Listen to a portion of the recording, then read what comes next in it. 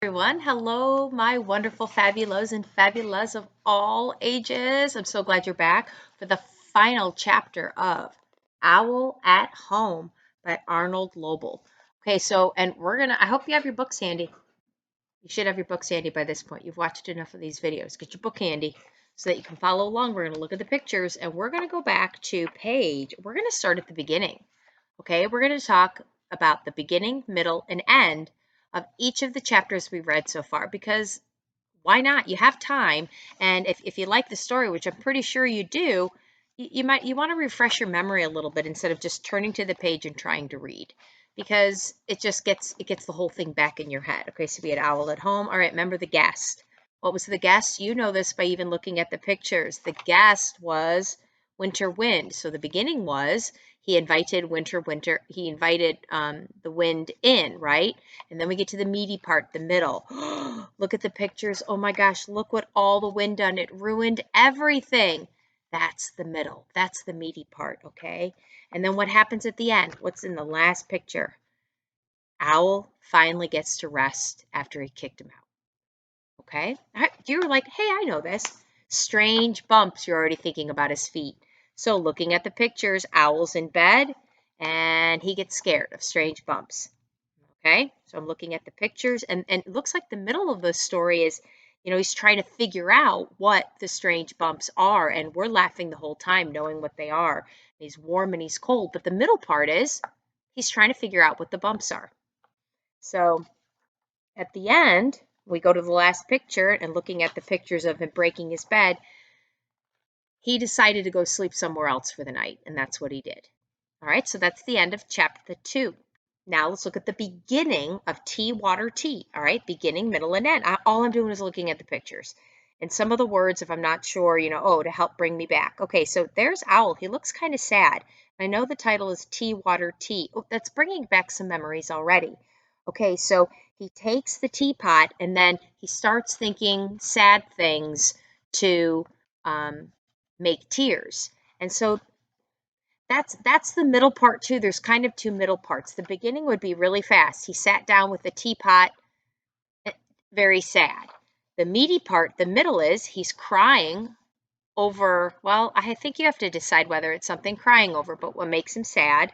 And then remember mashed potatoes on the plate, some of those pictures. And then soon it's all filled up. And then what happens in the end? He drinks the tea. You can go into more details, but what we learned is sometimes a good cry makes you feel better afterwards.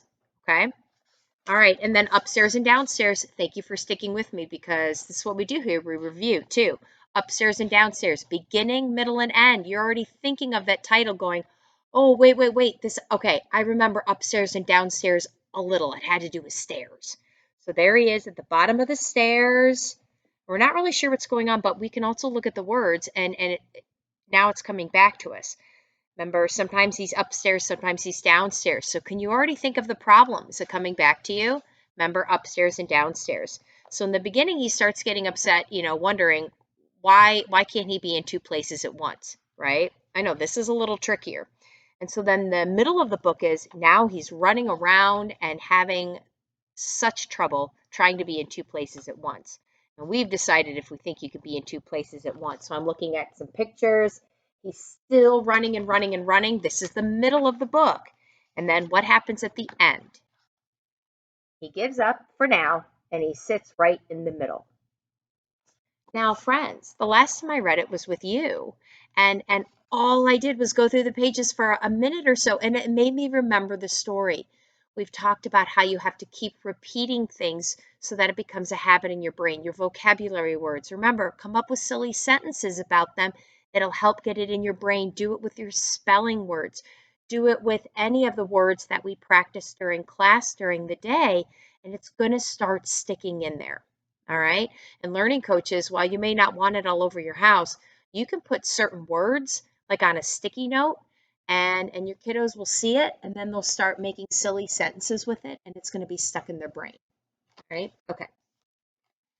Now I'm on the last chapter called Owl and the Moon.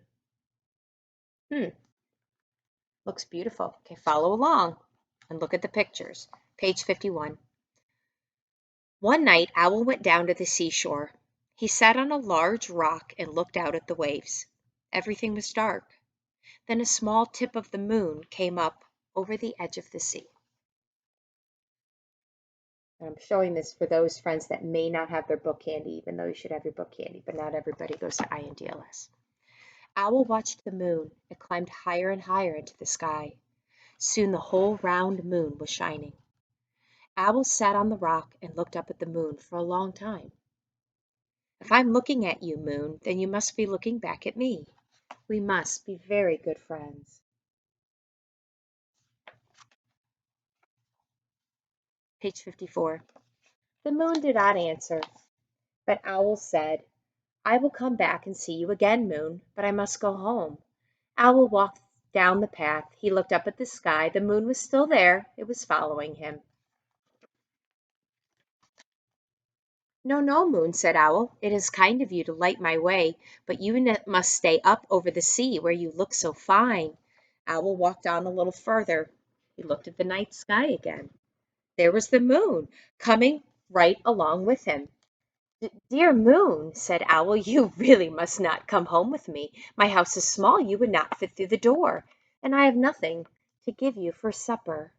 Oh, Owl, he's so smart, but I want you to think about has the moon ever followed you while you're walking outside? Owl kept on walking. The moon sailed after him over the tops of the trees. Moon, said Owl, I think that you do not hear me. Owl climbed to the top of the hill and he shouted as loudly as he could, Goodbye, moon. You think that's going to work? What do you predict?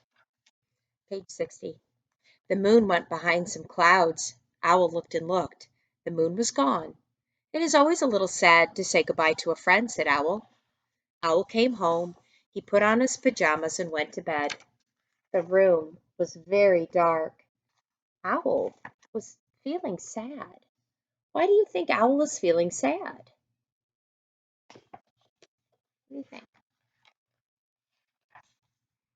All at once, Owl's bedroom was filled with the silver light. Owl looked out of the window. The moon was coming from behind the clouds. Moon, you have followed me all the way home. What a good, round friend you are, said Owl. Oh, I like that one. Then Owl put his head on the pillow and closed his eyes. The moon was shining down through the window. Owl did not feel sad at I want you to think of the beginning, middle, and end. Look back at the front picture. What a great story. Let's just let that sink in. Okay, so at the beginning, remember, Owl's sitting out there, and next page, oh, he's talking to his good friend, the moon. Okay, that's nice. But now, here's the middle part. Owl needs to go home, and the moon keeps following him, right? So that's the meaty part. And then the cloud goes behind the moon goes behind a cloud, right? And that might be a lot of detail, but basically, so the moon's following him. He tells the moon, no, no, no, go away. And then he gets home after the moon's gone. We know why. And he's feeling kind of lonely. And then what happens at the end? The moon comes through and he doesn't feel lonely anymore. And he's really happy to see his friend. Okay, so I want you to think about that beginning, middle, and end. And please always go back into a book before you start reading a book. Look through the pages. See if you know some words. If you know some words and you know a lot of the words, it's a good book for you to read. But if you find that you're missing kind of a lot of words in one sentence and a couple sentences and it's really difficult, it's not easy without a lot of help to read a page, then maybe you want to pick a book that's a little easier to read. Okay, and if you can race through it without any problems and tell your learning coach or loved one exactly what the book was about, then you should be reading tougher books. Okay, because first it's getting fluent and understanding what you're reading, and then tougher books. All right. Hey, yo te llamo. I'll see you guys real soon for Hunters of the Night.